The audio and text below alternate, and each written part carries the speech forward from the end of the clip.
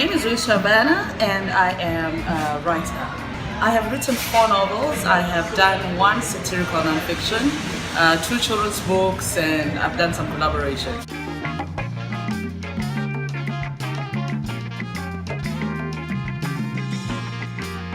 I'm that person who has romanticized about wanting to change the world, thought I could do that through journalism. Ultimately though, I have realized I can entertain a person and also get them to question what they believe to be their deeply held stuff about who they are, or masculinities or feminities or humanities in general. I just want people to ask the question of themselves that I often ask for myself as well, like, how do we become better?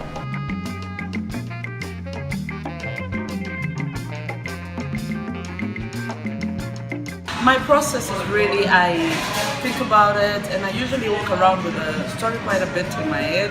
What I do an outline of is the characters. How old are they? What do they do? So generally my narratives are character driven. And what I do with novels in particular, I will walk around with a story in my head and then, usually over a spurt, maybe 3 weeks, I finish the first draft. That's what I do.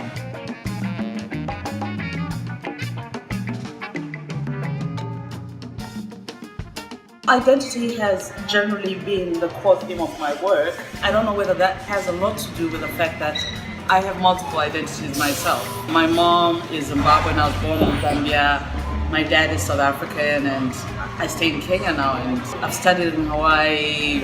I noticed in my first book, what does it mean to be a contemporary woman in Africa at the moment? And with the burden of needing to be a perfect mother, a perfect wife, a perfect employee, a lot of times.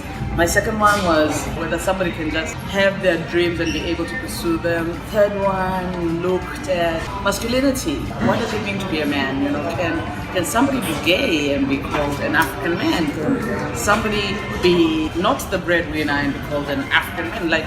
What does man mean? And of course, London Cape Town Joburg, which is my last novel, took a look at what is family. If you're adopted and then you find out who your biological father is your identity with your adopted parents, the one who raised you, the one who showed you who you are, or what does it mean?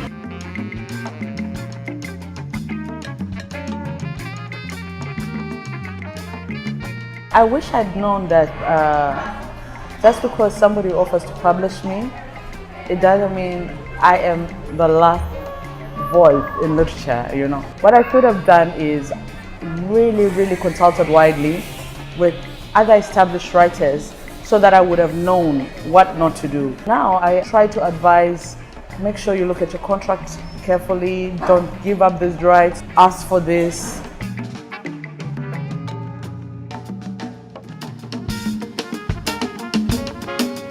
I expected that I would be retired. A younger me expected that I would be retired and I would be traveling the world, and nah, that hasn't happened.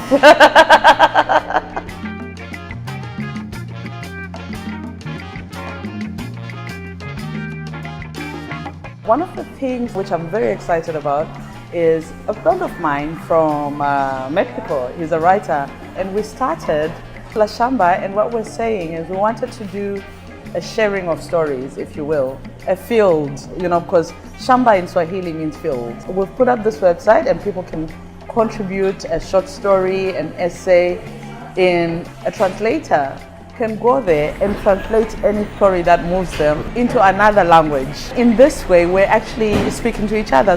So that excites me because I think sometimes it's also very important that people from the global south set their narrative and they don't need a stamp of approval from the West.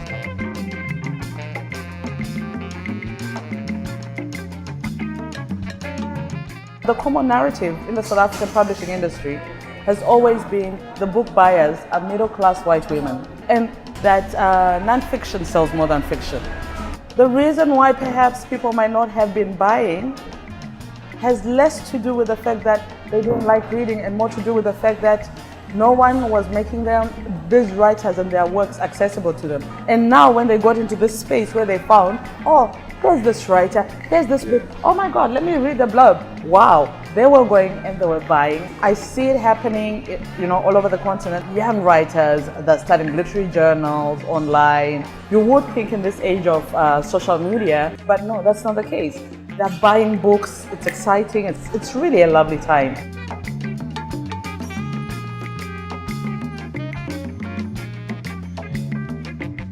I would ideally like to start a publishing company.